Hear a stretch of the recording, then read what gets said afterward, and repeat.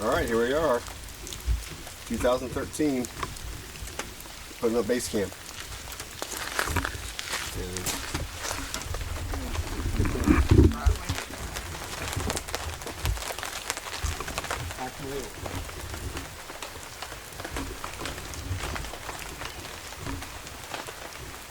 Alright, tonight, this is the advanced setup team that's here. It's Michael Ashley, Perry Murray, of course Griner, and of course myself, David Holly. We came in, we had a rough day trying to get a fire started because it is raining. It has rained off and on all day. We're dealing with wet wood and such. So we've had a long day, and tonight what we'll do is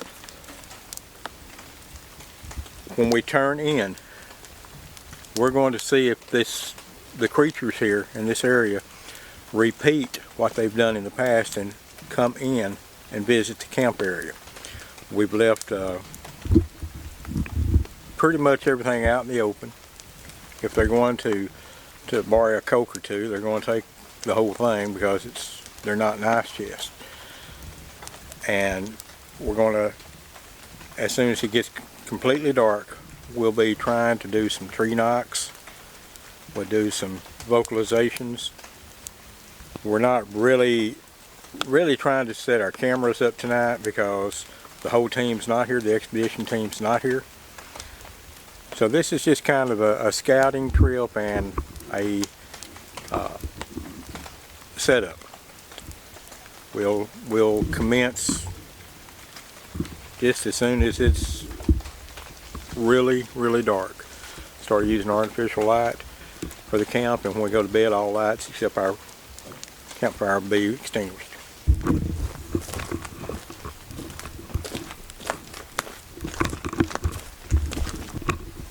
I'm going to do a game, or not a game call, but I'm going to do what some people think Bigfoot will respond to, some vocalization, and this is the first one.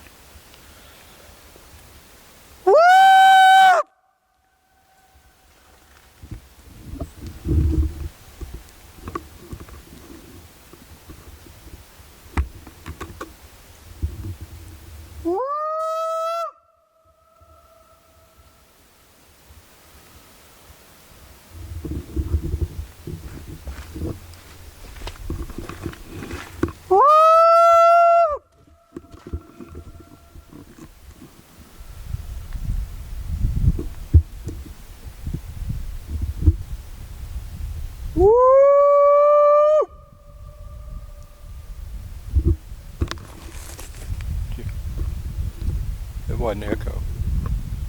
Description. Back that way.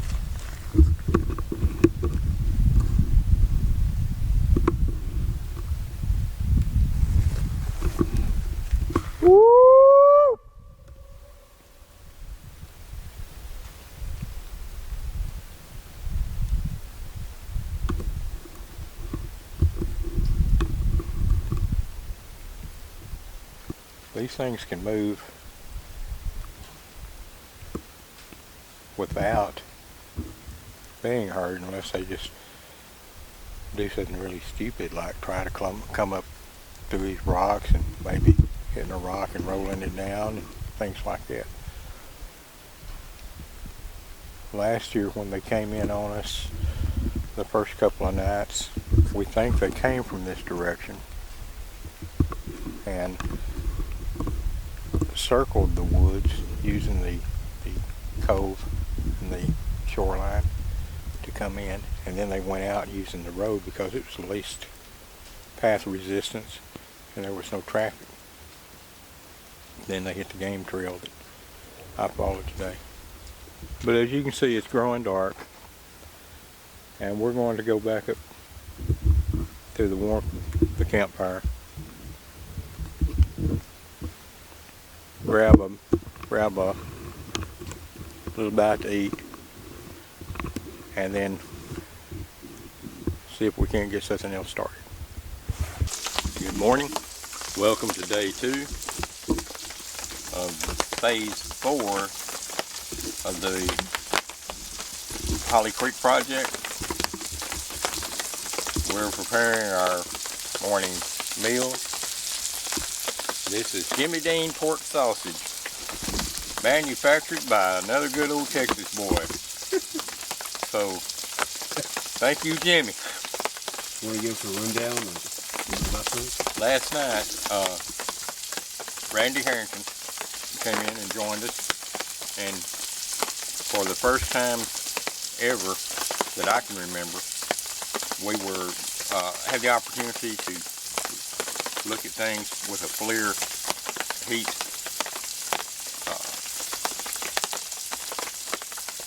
vision unit, and some interesting things happened. During the night, sticks hit the top of the blazer and then were pulled off.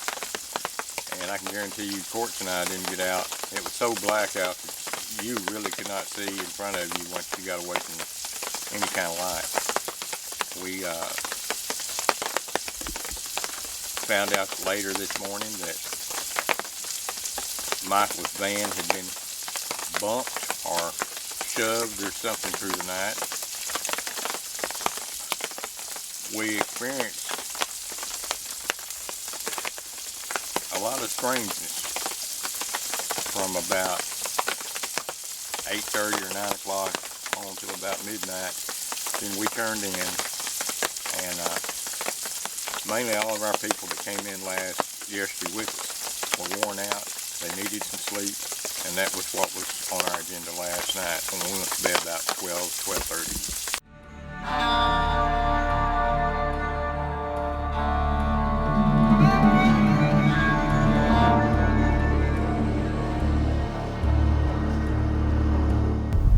Mountain out there, that's Rebel Island. See, now you can see really how far the lake is and how far it is down on that now.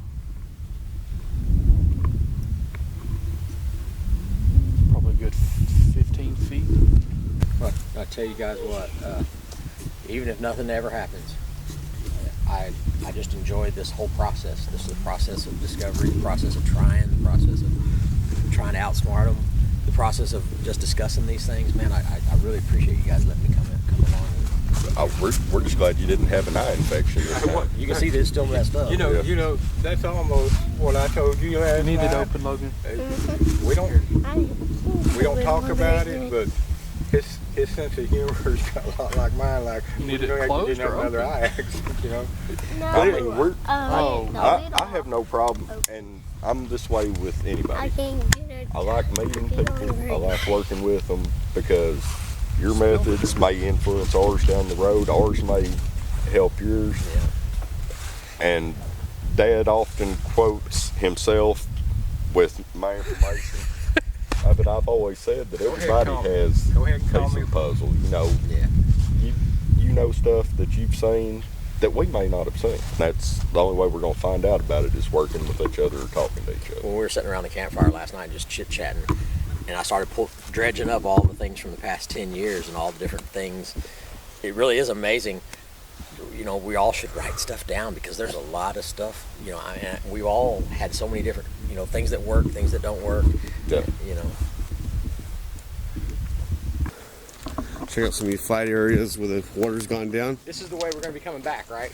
Well, we can do that. There's a trail up there. That Okay. just, I thought we were on the trail that you were talking well, no, actually it's up there. about. Okay. I was, My bad.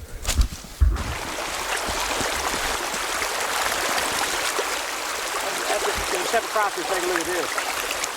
All right, hold on a second. Thanks. Not loud at all.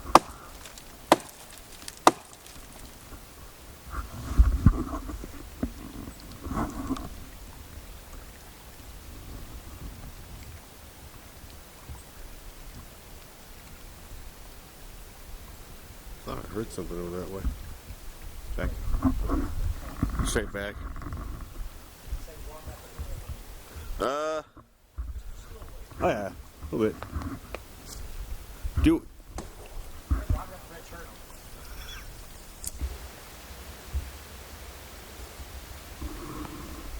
I remember talking to a guy named Jan from the Georgia Bureau of Bigfoot Investigation, I believe is the name of it, and he told me of an animal park in Georgia one time where they had a bunch of wild animals there on display, and one of them was a grizzly bear, and because of its size, it had the run of the place. Well, he said a storm came through and knocked the fence down, and this bear was able to escape and get out. Wow. What really surprised him was when they found it down the road days later, and it was dead, had a broken neck, and around the carcass were big footprints, like Bigfoot prints. And having this guy on the air, Jan, I don't know if you've heard of Jan before, but he's a lot like you, straight shooter, does hard work, goes out in the field, knows what he's doing. So when I have these guests on my show, I don't know what they're going to say. One of the questions I always ask them is, tell me a good encounter you've had or heard of. And I've often wondered how Bigfoot interrelates, especially with the grizzlies, because they're about their same size, but yet there's two hunters or guides in their off time in Alaska fishing in a cove, and they see an Alaskan grizzly come ambling along. He stands up, sniffs the air, takes off running. 2 minutes later, 2 minutes later they see a Bigfoot. And how can Bigfoot make something so big and strong and powerful run? Because they're close enough in size. The bear has claws, and there's even that report that I gave Bobby Short from the Kamchatka Peninsula, and this one's even more wild than the ones I told you. But I knew a guy in Idaho named Frank who would come see our band play, and he was a Vietnam veteran, and he told me of a time where one time the Viet Cong were hunkered down in a hole, and they had a water buffalo with a cowbell on to alert anybody sneaking up on them. And Frank, over 3 days, step by step on his hands and knees, snuck up on this water buffalo and killed it, skinned it, put the hide on himself, and was able to get up and drop a grenade into that bunker. And he would tell me this just between sets during our band playing, and so I believe what Frank says when he told me he was in the Russia Far East hunting the Kamchatka Peninsula, and the guides over there took him out, and they came across, they were hunting Russian brown bears, like our lower 48 grizzlies, and they came across an area an acre in size that looked like 2 bulldozers had gone at it. And the guides immediately knew what happened, and pieced together by what they'd seen, they deduced that a female Bigfoot was eating in that grizzly's patch. The grizzly jumped her. The male Bigfoot jumped the grizzly. And what they deduced happened was that the male, because they eventually tracked that bear and killed it, and when they skinned it, and this Russian had skinned over 100 bears, they found bite marks on the bear's back that were like humans but larger.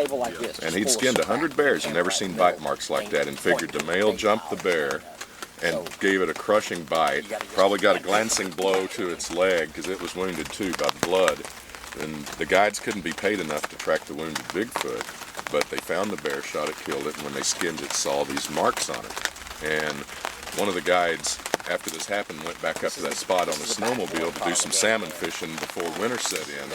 He parks his snowmobile up on a ridge, goes down a mile to do the salmon thing, and he comes back, and his snowmobile had been thrown, and it landed on a branch way down. I say branch, it landed on a big tree, otherwise he couldn't have gotten it out of there, but he was able to start it and leave. But Frank said he figured it was a creature's way of saying, go away for the winter. You know, we're tired of seeing you. But that's why I wonder about Bigfoot's interaction with bears, because every time I hear a story of the two, the Bigfoot's got the upper hand.